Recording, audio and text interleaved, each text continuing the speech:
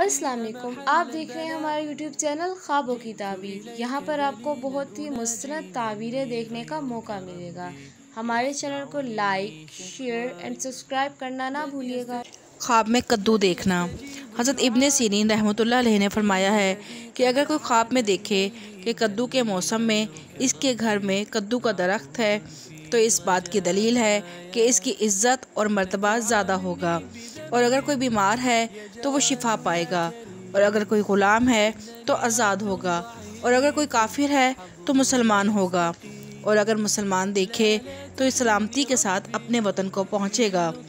اور اگر کوئی فاسق ہے تو توبہ کرے گا۔ حضرت جعفر صادق رحمۃ اللہ علیہ نے فرمایا ہے کہ اگر کوئی دیکھے کہ اس کے پاس کدو ہے تو یہ اس بات کی دلیل ہے کہ نیک عورت سے منفعت پائے گا، اور اگر کوئی دیکھے کہ اس نے کدو کی بیل جڑ سے اکھاڑی ہے تو یہ اس بات کی دلیل ہے کہ کسی سردار عورت سے فائدہ پائے گا، اور اگر کوئی دیکھے کہ اس نے پکایا ہوا کدو کھایا ہے تو اس بات کی دلیل ہے کہ اس کی مراد پوری ہوگی اور عبادت کی توفیق پائے گا۔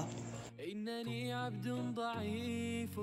حظه لا يستقيم لا تحرمني ربي من لطفك